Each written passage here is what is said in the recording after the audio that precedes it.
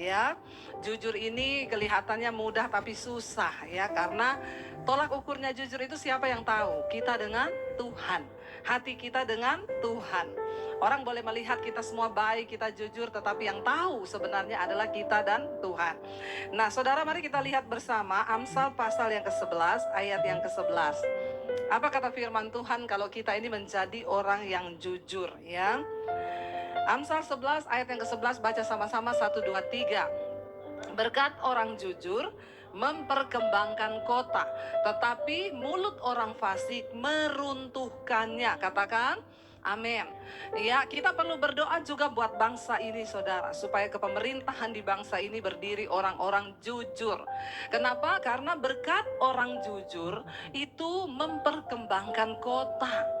Bagaimana hidup kita bisa berdampak bagi kota waktu kita ini menjadi orang yang jujur ya. Jadi dikatakan tuh berkat orang jujur. Berarti sebagai orang jujur itu ada berkatnya loh. Katakan amin. Ya, berkat orang jujur itu memperkembangkan kota, tetapi ya kelakuan orang fasik, mulut orang fasik itu meruntuhkannya. Makanya saya tidak pernah berhenti berdoa, Tuhan berkati bangsa Indonesia, murnikan bangsa ini, lembaga-lembaga negara, mulai dari Bapak Presiden, bahkan TNI, Polri, biar semua dimurnikan saudara. Kenapa? Karena kalau ada orang jujur di dalam kepemerintahan di bangsa kita, maka akan berkembang bangsa ini, akan berkembang kota ya. Tetapi kalau yang ada di atas itu semua orang fasik, maka jangankan berkembang, yang ada runtuh, kata firman Tuhan. Demikian di dalam rumah tangga kita. Suami-suami, kalau engkau menjadi suami yang jujur, maka rumah tanggamu itu berkembang. Katakan. Istri-istri, kalau engkau menjadi istri yang jujur, maka rumah tanggamu juga berkembang ya. Kalau dalam hal uang, jujur apa enggak? Ini dulu kita mulai dari yang terkecil dan yang paling utama nih dalam keluarga. Ayo bapak-bapak dan ibu-ibu, sudah saling jujur nggak hal keuangan? Tatap mata saya. Ya, kalau kita nggak bisa jujur dalam hal ini, percuma, nggak bisa kita bicara yang lain dulu. Dimulai dari yang terkecil ini dulu, masalah keuangan. Ya, tetapi semua jemaat di sini sudah tahu, saya sudah mengajarkan. Ibu-ibu, bapak-bapak, suami-suami, suami istri itu saling tahu PIN ATM. Nggak ada yang amin. Supaya nanti kalau salah satu mati, nggak repot. Ya, saya sudah bilang kan dulu, ada suami mati mendadak, istrinya nggak ngerti nomor PIN ATM suaminya. Jadi bingung mau beli peti, nggak bisa, pinjam uang sama orang, tunggu dulu, panggil petugas, notaris, urus dulu, baru kasih tahu PIN, baru bisa dibuka ATM-nya. Ini menjadi pelajaran bagi kita. Kita nggak bisa bicara kejujuran yang lebih lebar. Kalau dalam hal keuangan saja, kita nggak bisa jujur. Ibu-ibu tolong jangan jadi istri yang pintar cari uang. Uang suami disimpan di mana, dicari sampai kata suami saya tuh susah bu nikah sama istri saya, pinter cari uang. Saya selipin di kaos kaki, dia ketemu itu uang. Di rak juga dia ketemu, memang istri saya tuh pinter cari uang. Tapi di sini tidak. Kita mau jujur. Kenapa? Berkat orang jujur memperkembangkan rumah tangga. Kalau kita hidup jujur, usaha kita diberkati Tuhan loh. Ya, asal kita mau jujur. Orang Kristen harus jujur. Dalam hal pajak juga harus. Haleluya. Supaya hidup itu nggak deg-degan, jujur itu enak. Tapi kalau simpan-simpan bohong itu nggak enak. Oke, kita akan belajar dari salah satu tokoh di Alkitab. Kalau kita ini jujur, apa yang kita dapatkan? Banyak ya, yang jujur itu Yusuf, Ayub. Kita lihat semua yang jujur-jujur. Tapi hari ini saya mau ambil tentang salah satu orang raja yang terkenal jujur di Israel. Dari 2 Tawarik pasal 31, ayat yang ke-20 dan ayat 21. 2 Tawarik pasal 31 ayat 20 dan ayat 21. Ya, dikatakan di sana, baca sama-sama 1 2 3. Demikianlah perbuatan Hizkia di seluruh Yehuda. Ia melakukan apa yang baik, apa yang jujur, dan apa yang benar di hadapan Tuhan Allahnya. Ayat 21 dikatakan di sana.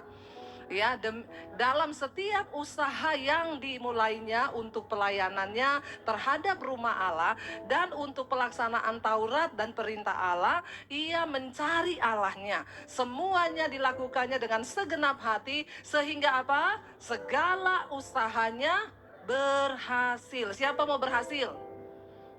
Katakan jujur. Ya, jujur. Alkitab berkata Hizkia seorang raja yang melakukan segala sesuatu itu dengan baik, dengan kejujuran. Bahkan setiap kali dia melakukan apapun, dikatakan di sana, dia meminta petunjuk Allah. Dan karena itu Tuhan membuat semua yang dilakukan, segala usahanya itu berhasil. Saudara, kita tahu bersama Hizkia ini padahal memiliki seorang ayah, yaitu raja yang terburuk sepanjang sejarah Israel, papahnya. Ya, jadi belum tentu memang ya papahnya itu baik terus anaknya baik, belum tentu papanya jahat terus anaknya jahat. Ya, ini tergantung semua. Jangan kita, wah itu memang bapaknya gitu mesti anaknya gitu. Ndak harus. Atau memang anaknya gitu mesti bapaknya gitu. Ndak. Ini Alkitab berkata Hizkia itu ayahnya adalah Raja Ahaz. Itu raja terburuk di sepanjang sejarah Raja Israel, saudara. Nah, ketika Hizkia ini menggantikan ayahnya waktu ayahnya mati, dikatakan di sana, ya Hizkia itu memperbaharui semua. Ya, tatanan di dalam ibadah Israel, dia memperbaiki untuk ya tatanan dalam kaum Lewi keimaman, dia menghancurkan kuil-kuil penyembahan berhala yang dibangun di zaman ayahnya Raja Ahaz. Dia kemudian ya memulai kembali pemerintahannya dengan sungguh-sungguh pemerintahan yang jujur dan takut akan Tuhan. Dan Tuhan membuat pemerintahan Hizkia itu berhasil. Ya, kita tahu kalau saudara yang pernah ke Israel, ya ada terowongan yang dibangun di bawah kota Daud, itu Hizkia Tunnel. Itu dibangun oleh Raja Hizkia, saudara. Ya, ketika Yerusalem akan diserbu, dia membuat satu terowongan air yang tembusannya sampai ke Siloam. Kalau mau pergi ke situ nanti ikut saya ke Israel. Ya, kemarin kita sempat ke sana, yang ikut saya kita turun sampai di terowongan yang dibangun oleh Raja Hizkia. Dia membangun terowongan itu, saudara, ya kita jalan tuh hampir 45 menit dengan air selutut, turun berapa kilo di bawah kota Daud. Itu salah satu keberhasilan Raja Hizkia di zaman itu loh. Dia membuat terowongan di gunung batu. Di tengah-tengah batu dia bikin terowongan supaya ada air mengalir ya ke Yerusalem. Dan Yerusalem tidak mengalami kekeringan. Kenapa dia membangun sebuah, mungkin kalau sekarang kontraktor sekarang juga belum tentu berhasil loh. Tapi itu pada zaman itu loh, belum ada traktor, belum ada peralatan yang canggih. Tapi Hizkia berhasil membangunnya. Kenapa? Karena pekerjaannya disertai Tuhan. Sehingga dia menjadi berkat buat kota Yerusalem. Bukan hanya bagi keluarganya loh. Hizkia menjadi berkat, dan benar tadi Alkitab berkata, berkat orang jujur itu memperkembangkan kota. Lewat apa yang dibangun Hizkia, Yerusalem bisa menikmati air. Zaman itu, kenapa terjadi perang? Bahkan sampai hari ini di negara-negara gurun pasir itu terjadi perang yang diperebutkan cuma zat cair, air dan minyak. Itu aja, saudara. Air itu sulit di sana, sehingga ya pada zaman itu membuat sebuah terowongan dan Tuhan bikin ada airnya. Itu luar biasa kalau kita lihat. Tapi kenapa kita tahu sekarang dikatakan di sana, dalam setiap usaha yang dimulainya untuk pelayanannya terhadap rumah Allah, terhadap pelaksanaan Taurat dan perintah Allah, ia mencari Tuhan. Ya, dan semua yang dilakukannya dengan segenap hati, sehingga apa? Segala usahanya itu berhasil. Orang jujur, berkat orang jujur memperkembangkan kota. Kalau engkau hidup menjadi orang jujur, jangankan rumah tanggamu, hidupmu berdampak bagi banyak orang. Lalu apa yang kita lihat, saudara? Dari satu kejujuran Hizkia, sehingga berkat apa yang dia bisa terima, saudara. Ya, kita tahu ketika Hizkia itu sakit. Ini adalah satu kisah yang ya sudah sering kita baca. Mari kita lihat 2 Raja-Raja pasal yang ke-20. 2 Raja-Raja pasal yang ke-20, kita baca mulai ayat yang pertama, saudara ya. 1 Raja-Raja pasal yang ke-20 ya, ayat yang pertama. Haleluya, kita lihat ya, baca bersama 1, 2, 3. Pada hari-hari itu Hizkia jatuh sakit dan hampir mati. Ya saudara, ya orang jatuh sakit hampir mati itu rasanya gimana? Ya kita sakit aja belum hampir mati loh, sudah ndak enak ya. Baru ndak bisa makan, hidung tersumbat itu ndak enak. Ya asam lambung naik. Ya padahal belum tentu hampir mati itu. Baru ya belum apa-apa itu, tapi ndak enak. Nah Hizkia dikatakan suatu hari Hizkia jatuh sakit dan hampir mati. Kalau hampir mati itu benar-benar hampir mati. Lalu Alkitab berkata apa? Lalu datanglah Nabi Yesaya bin Amos dan berkata kepadanya, beginilah firman Tuhan, ya, sampaikanlah pesan terakhir kepada keluargamu, sebab engkau akan mati, tidak akan sembuh lagi. Hizkia seorang raja yang jujur, baik, takut akan Tuhan. Satu saat sakit. Lalu Yesaya datang. Yesaya adalah seorang yang diurapi Tuhan. Ya, jangan pikir pendeta atau orang yang diurapi Tuhan itu datang hanya membawa kabar-kabar yang enak-enak saja. Amin. Jadi jangan tersinggung kalau ketemu pendeta yang ngomong belak-belakan, terus tuh pendeta kok ngomongnya gitu ya. Ya enggak apa-apa, diterima. Karena enggak semua pendeta itu datang dengan hal-hal yang manis. Justru kalau manis-manis terus itu bahaya. Ya, lalu di sini dikatakan begini. Yesaya tuh datang, dia diurapi Tuhan loh. Dia bilang sama Hizkia, nih Hizkia sakit. Dia enggak ngomong gini, mari Hizkia kita berdoa ya. Pasti Tuhan akan memberikan engkau kesembuhan. Ya, percayalah Hizkia. Tunjukkan imanmu. Makanya saya kalau layani orang sakit selalu saya persiapkan, Bu, kalau Tuhan mau sembuhkan pasti sembuh. Tapi kalau mati itu untung, amin. Aminnya terpaksa ya. Ya, kalau Tuhan mau sembuhkan pasti sembuh. Tapi kalau mati itu keuntungan, ya. Lalu Yesaya datang ketemu Hizkia, dia bilang begini, Hizkia, sampaikan pesan terakhirmu kepada kaum keluargamu, sebab engkau akan mati dan tidak akan sembuh lagi. Waduh, kalau saudara sakit, terus pendeta datang ngomong begitu, kira-kira gimana? Usir itu pendeta. Jangan undang lagi pendeta sesat. Dan begitu kan? Yang saya khotbah aja keras itu pendeta kok khotbah keras sekali. Nggak dipikiri perasaan jemaat, mikiri perasaan terus pret. Yang nggak tobat-tobat kita. Tapi Yesaya datang, ngeri loh, ngeri nih Yesaya ini. Sampaikan pesan terakhirmu. Nggak ada tede ngale-ngale, nggak ngomong apa-apa, nggak kasih pengharapan, nggak ngomong firman, ngomong pesan terakhirmu sama keluargamu. Karena kamu akan mati dan tidak akan sembuh lagi. Waduh, tapi lihat responnya Hizkia, ayat yang berikutnya. Lalu Hizkia apa? Memalingkan mukanya ke arah dinding, bukan karena kepahitan sama Yesaya, bukan karena kecewa dengan Yesaya. Dia membalikkan mukanya ke dinding dan ia berdoa kepada Tuhan. Kita tahu bersama zaman itu dia ngomong tuh gak sembarangan. Kenapa Yesaya ngomong begitu? Karena Tuhan sudah menyampaikan. Kamu pergi ke Hizkia ngomong bahwa dia akan mati. Persiapkan hidupnya. Suruh sampaikan pesan terakhir. Masih bagus bisa kasih pesan-pesan terakhir. Ada orang mati tidak sempat memberi pesan terakhir.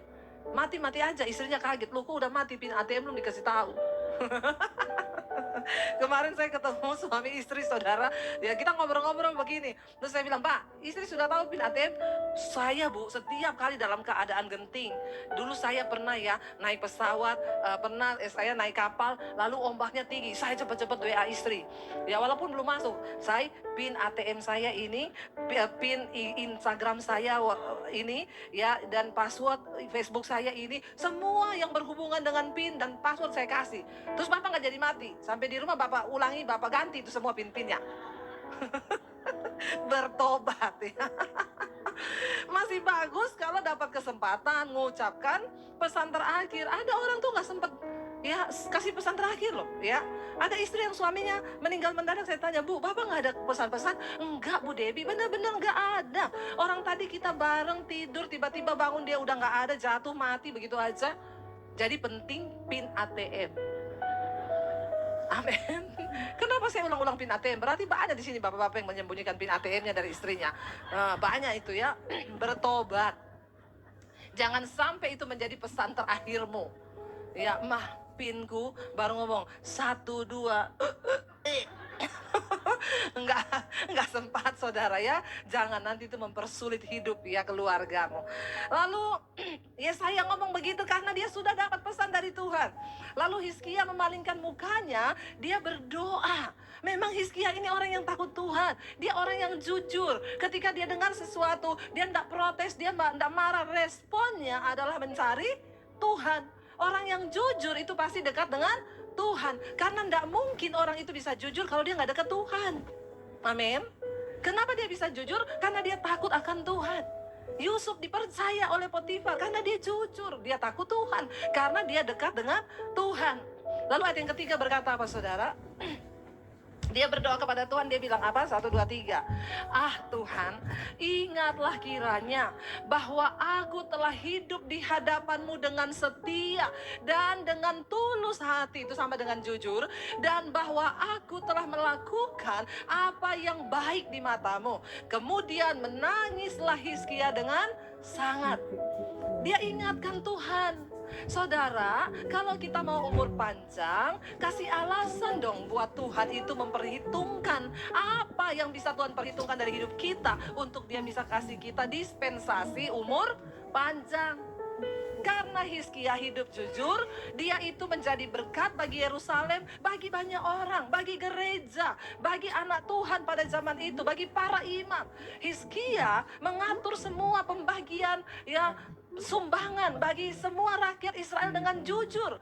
Itu yang menjadi alasan hingga Tuhan memperhitungkan dia diberi umur yang panjang.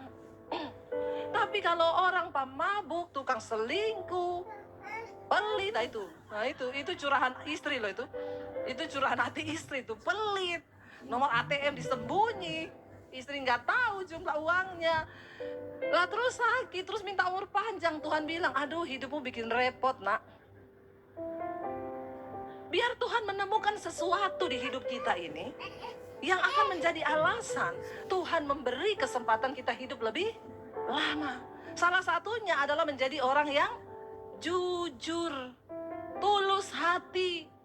Itu kejujuran. Ya, makanya Hizkia bilang, Tuhan, ya ingatlah.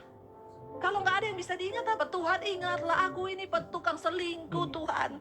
Aku tiap hari selingkuh Tuhan. Ingat Tuhan, aku ini pelit Tuhan. Tuhan bilang mati aja kau. Ya, istrimu juga sudah tidak membutuhkan kau.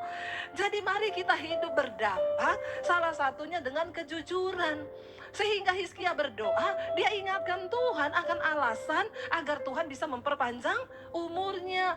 Dia bilang, ingatlah Tuhan, ingatlah, aku ini hidup di hadapan-Mu dengan setia.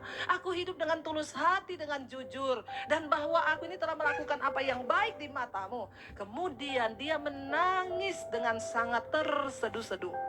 Lalu ayat yang berikutnya, ayat 4 berkata apa saudara? Tetapi ayat yang keempat, tetapi Yesaya belum lagi keluar dari pelataran tengah dari kamarnya Hizkia, tiba-tiba datanglah firman Tuhan kepadanya, ayat yang kelima. Jadi Yesaya belum pergi saudara. Apa yang Tuhan sampaikan? Baiklah dan katakanlah, ya Tuhan berkata kepada Yesaya, baliklah. Jadi Yesaya ini sudah mau pulang, ya, baru sampai di pelataran di ruang tengah. Tuhan bilang, baliklah, balik kepada Hizkia dan katakanlah kepada Hizkia, raja umatku, beginilah firman Tuhan Allah Daud bapa leluhurmu, telah dikatakan apa? Ku dengar doamu dan telah kulihat air matamu. Sesungguhnya aku akan menyembuhkan engkau pada hari yang ketiga. Engkau akan pergi ke rumah Tuhan. Aku akan memperpanjang hidupmu berapa? 15 tahun lagi. Dan aku akan melepaskan engkau dan kota ini dari tangan Raja Asyur. Aku akan memagari kota ini oleh karena aku dan oleh karena Daud hambaku. Saudara, kita lihat, akhirnya Tuhan memberi perpanjangan umur kepada Hizkia. Berapa lama? 15 tahun. Saudara, kira-kira diperpanjang 15 tahun itu lama nggak? Lama loh, puji Tuhan ya saudara ya. 15 tahun diperpanjang umur kita. Dan Hizkia mendapatkan itu dari Tuhan. Kenapa? Karena dia hidup jujur di hadapan Tuhan. Ya, dan akhirnya Tuhan berfirman lewat Yesaya sampaikan, bahkan dapat bonus. Tuhan bilang, bukan hanya aku memberikan engkau umur panjang, tapi aku akan memagari kotamu dan akan melindungi engkau dari Raja Asyur. Dan kita tahu bersama saudara, ya, Hizkia itu akhirnya melihat pembelaan Tuhan. Ketika beberapa tahun kemudian orang-orang Asyur itu kembali dan mereka mengejek-ngejek nama Allah Israel, barisan bangsa Israel yang hidup, Tuhan yang hidup. Mereka mengejek dan mengancam Yerusalem. Dan Raja Hizkia, dia pergi ke bait Allah untuk apa? Berdoa. Orang yang jujur, doanya didengar Tuhan. Waktu Asyur datang untuk mengepung Yerusalem, ya, Raja Hizkia datang ke bait Allah, dia berdoa dan dia minta Tuhan, genapi janjimu, bebaskan bangsa kami. Dan akhirnya Nabi Yesaya datang dan berkata, saudara, kepada dia, ini saya berkata, ya, Allah telah mendengar doamu. Dan pada malam yang sama ketika Hizkia berdoa, malaikat Tuhan membunuh 185.000 prajurit di kem Asyur. 185.000 prajurit mati. Siapa yang bunuh? Malaikat. Wow nggak? Wow loh, saya sampai berkeringat loh. Wow banget. Wow, dahsyat nggak saudara? Malam yang sama, waktu Hizkia berdoa, Tuhan mendengar doa seorang yang jujur. Tuhan mendengar teriakan orang yang jujur.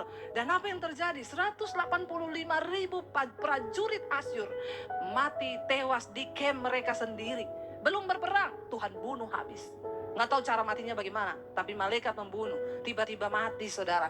Dan akhirnya prajurit Asyur mereka menjadi ketakutan. Bahkan Raja Sanherib pada waktu itu langsung memerintahkan semua prajurit mundur ke Niniwe. Dan mereka akhirnya berkemah di sana. Saudara, menjadi orang yang jujur itu berkatnya luar biasa. Amin. Pertempuran apa yang sedang engkau jalani hari-hari ini di depanmu? Mungkin engkau sedang menangis karena keadaan keuangan. Engkau sedang menangis karena ada pertempuran Asyur di depan, mengalami sakit penyakit yang hebat. Mungkin Asyur hari ini di depanmu adalah suamimu yang belum bertobat. Tetaplah jadi orang yang jujur. Jangan pernah memilih hidup dalam dosa. Jangan pernah memilih hidup dalam kebohongan. Karena orang yang jujur, yang pertama dia pasti takut akan Tuhan. Orang yang jujur yang kedua, dia pasti hidup dalam kekudusan. Dia jujur di hadapan Allah, apalagi di depan manusia. Hai para suami, kalau engkau di depan istrimu saja tidak jujur, maka tidak mungkin doamu itu didengar oleh Tuhan. Hai ibu-ibu, kalau di depan suami saja engkau tidak jujur, maka enggak mungkin engkau jujur di hadapan Allah. Sebab Tuhan kita adalah Tuhan yang melihat hati. Amin.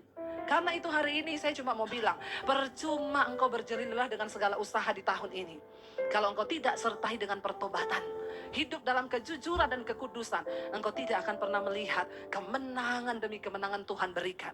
Tetapi orang yang jujur, kemenangan itu akan diraihnya. Ini terbukti dengan Raja Hizkia. Dia menjadi orang yang mengembangkan kota Yerusalem begitu luar biasa. Dia pulihkan kembali, ya, kuil-kuil penyembahan berhala dia robohkan. Dia membawa bangsa ini kembali datang kepada Tuhan. Dan Yerusalem diberkati Tuhan. Bahkan saat itu dipagari oleh Allah. Kenapa? Karena ada seorang raja yang jujur dan hidup takut akan Tuhan. Saya percaya, jadilah orang-orang yang diperhitungkan Tuhan di tengah rumah tanggamu. Mungkin engkau berkata, saya punya orang tua belum bertobat, Bu Debbie. Tidak apa-apa. Jadilah engkau menjadi orang yang jujur dalam keluarga, sehingga engkau menjadi orang yang diperhitungkan Tuhan bagi keluargamu. Mungkin engkau berkata, anakku belum bertobat, Bu. Jadilah engkau orang yang jujur. Karena imanmu, Tuhan perhitungkan anak-anakmu sehingga dia bertobat. Kemarin ada seorang ibu datang kepada saya, Bu Debbie, saya mau berterima kasih kepada ibu. Beberapa bulan lalu, saya meminta ibu berdoa buat anak saya. Dan saya ingat banget pesan ibu, Bu, jangan tawar hati. Lihat pada Yesus, tetap berdoa buat anakmu. Satu saat Tuhan yang akan menjamah anakmu. Ibu stop, berhenti ngomong, karena dia akan memberontak, dia marah dengan berbagai alasan. Ibu duduk di kaki Tuhan dan ibu tetap menjadi orang benar. Kemarin dia ketemu saya di mesbah doa, Bu, saya mau berterima kasih, Bu Debbie. Kenapa? Benar, Bu, sekarang anak saya bertobat, kemarin minta dibaptis, menyerahkan hidupnya kepada Tuhan. Wow, saudara.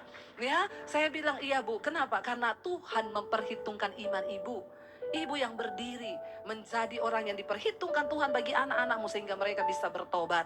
Saudara, berkat orang jujur memperkembangkan kota. Berkat orang jujur memperkembangkan rumah tangga. Kalau engkau hidup jujur, bisnismu itu berkembang. Semua yang engkau lakukan berkembang. Saya melihat apa yang Tuhan buat dalam hidupku itu luar biasa. Bagaimana berkat-berkat Tuhan itu mengalir. Semua apa yang saya buat rasanya gak ada pergumulan, saudara. Bangun sekolah misi sekarang sudah berjalan, ya, dan terus berjalan. Tidak ada kekurangan dana, bahkan sudah dicukupi semuanya sampai penuh, melimpah-limpah. Wow, saya tidak pernah minta uang, saya tidak pernah cari dana, tapi Tuhan menyediakan. Kenapa? Jadilah orang benar, jadilah orang yang takut akan Tuhan. Maka engkau melihat pembelaan Tuhan dalam segala aspek hidupmu. Mari kita sama-sama akan merenungkan firman ini. Saya undang para imam musik maju ke depan. Hari ini imam musiknya orang-orang hebat loh saudara. Wah, ini dulu ya guru-guru kami ini dulu saudara ya, tapi sama-sama masih tetap dalam pelayanan, puji Tuhan ya, tidak ada yang tersesat ya. Semua semakin luar biasa dipakai Tuhan. Makanya tadi saya dengar, wah mantap nih permainannya, ternyata ini orang-orang hebat ya ada di sini dan mereka dipakai Tuhan. Biarlah kita bersama-sama terus mencari Tuhan, karena